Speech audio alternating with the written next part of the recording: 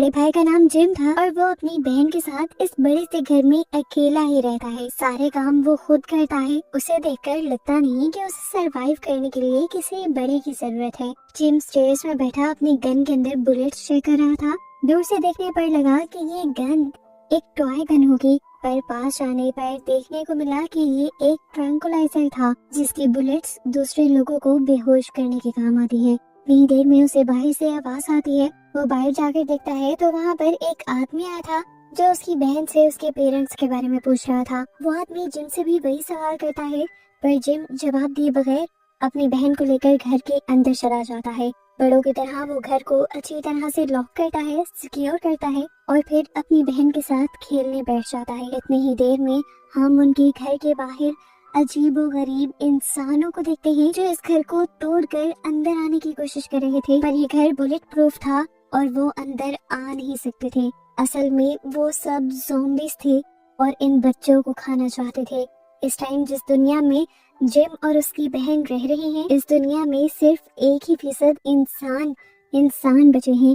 बाकी सबको zombie virus खा चुका है। जिम और उसकी बहन को इन ज़ॉम्बी से इसलिए डर नहीं लग रहा था क्योंकि अब ये उनकी रूटीन का हिस्सा बन गया था। जिम और उसकी बहन अपने घर के बाहर खेल रहे होते हैं तो कल वाला ही इंसान जैक इनके पास आ जाता है। इस मर्तबा वो अपनी पार्टनर को लेकर आया था। वो लड़की आकर प्यार से जिम की बहन को गोद में उठा लेती है और जिम उसे डांट कर अपनी बहन को नीचे रखने को कहता है। जिसके बाद ये कपल जिम से उसके पेरेंट्स के बारे में पूछता है तो जिम बताता है कि वो लोग सप्लाईज लेने के लिए गए हैं। ये सुनकर वो कपल उसे कहता है, ठीक है, फिक्र मत करो, हम तुम्हें कोई नुकसान पहुंचाने यहाँ नहीं आए। जब तक तुम्हारे पेरेंट्स नहीं आ जाते बस तब तक हम तुम्हारा यहाँ पर ख्याल रखेंगे। सीन कट होकर अब हमें दूसरी तरफ दोबारा एडन को दिखाया जाता है जो जंगलों के दरमियान में खड़ा बिना ज़ॉम्बीज़ से डरे अपने एक ही हथियार से अपने सामने आने वाले सभी ज़ॉम्बीज़ को मार रहा था। जिम के घर पर वो कपल चेक करता है कि हर तरह की सहूलत के साथ यहाँ पर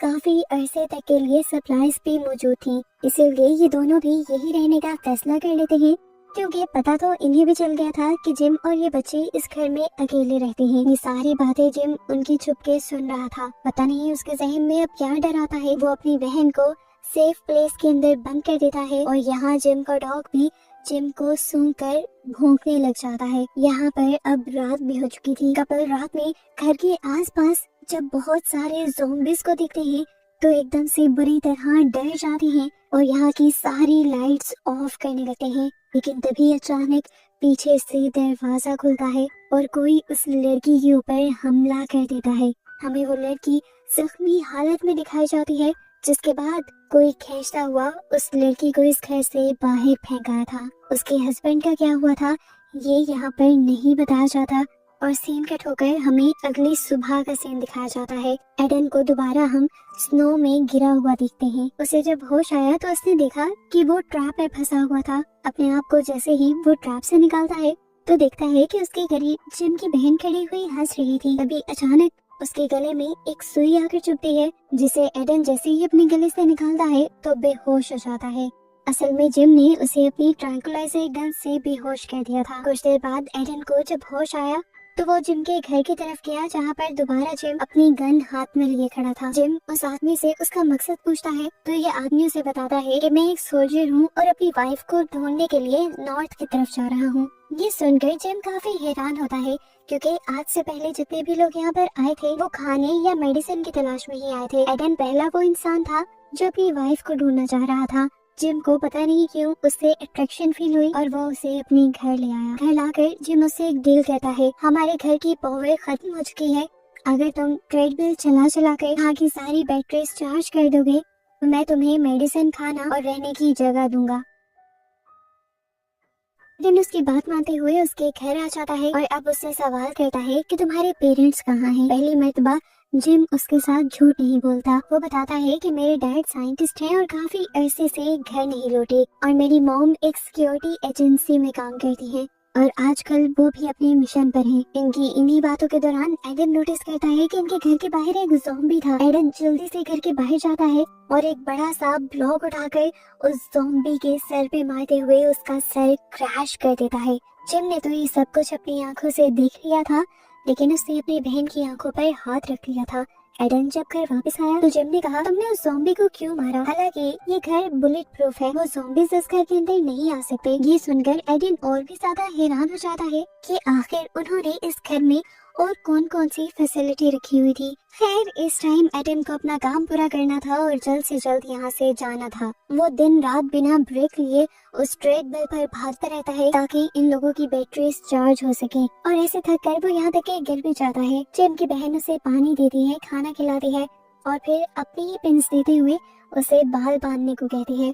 फ्रेश होने के बाद एडन इन लोगों को खाना देता है और जब ये लोग बाहर जाते हैं तो देखते हैं कि आज उनके ट्रैप में एक ज़ॉम्बी फंस गया था, जिसे जिम अपनी गन से मार देता है। और तभी यहाँ से गुजरते हुए हम एक ओल्ड मैन और एक लड़की को भी देखते हैं जो शायद किसी को ढूंढ रहे थे।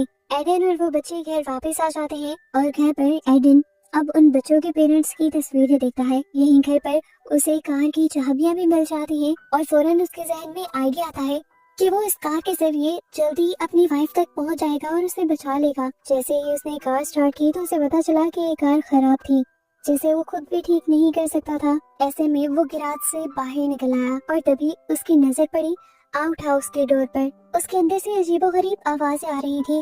इससे पहले कि एडन उसे चेक कर लेता, जिम उसे आकर यहाँ पर रोक देता है। ये सब लोग घर वापस आ जाते हैं, खाना शाना खाकर सोने की तैयारी कर लेते हैं और हम देखते हैं कि सोने से पहले जिम ने अपने आप को हथकड़ी से बांध लिया था। सुबह जैसे ही एडन उठा तो उसने देखा कि जिम अपने बिस्तर पर ही नहीं था। घबरा कर एडन बाहर गया तो पता चला कि जिम अपने घर के आसपास के ट्रैप्स ठीक कर रहा था, जिनके अंदर ज़ॉम्बीज़ फंस जाया करते थे। जिम को यहाँ मसरूफ देखते हुए एडन चुपके से आउट हाउस के कमरे के पास चला जाता है, क्योंकि वो देखना चाहता था अंदर है क्या।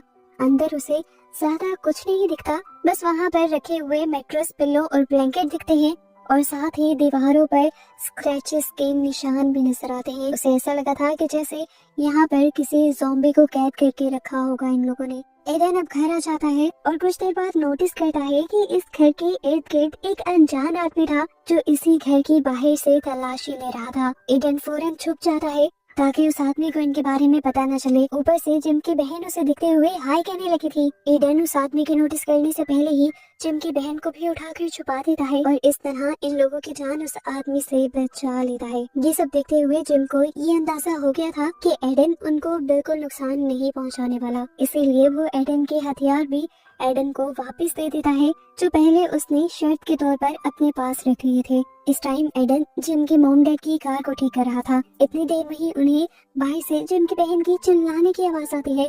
दोनों बाहर जाकर चेक करते हैं तो पता चलता है कि जो पहले आदमी इस घर को बाहर से चेक करने के लिए आया था वो अब अपने साथियों के साथ यहाँ आ चुका था और उसने जिम की बहन को हॉस्टेज भी बना लिया था। जिम अपनी ट्रैंकुलाइजर गन से एक आदमी को बेहोश करता है तो पीछे से अचानक दो आदमी गिरकर मर जाते हैं।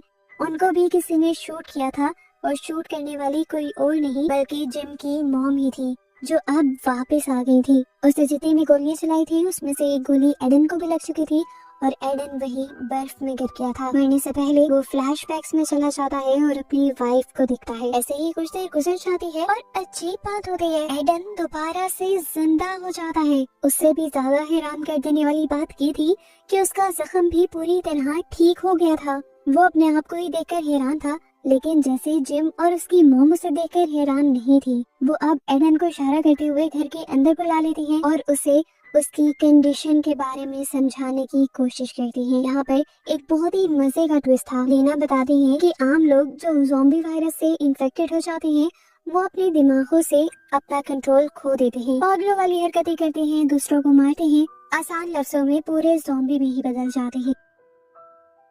लेकिन अब इन्हीं ज़ॉम्बीज के दरमियान में कुछ स्पेशल ज़ॉम्बीज भी हैं। स्पेशल ज़ॉम्बीज उनको कहा जाता है जो ज़ॉम्बी वायरस से इन्फेक्टेड तो हैं लेकिन वो अपने दिमाग पर से अपना कंट्रोल नहीं खोते।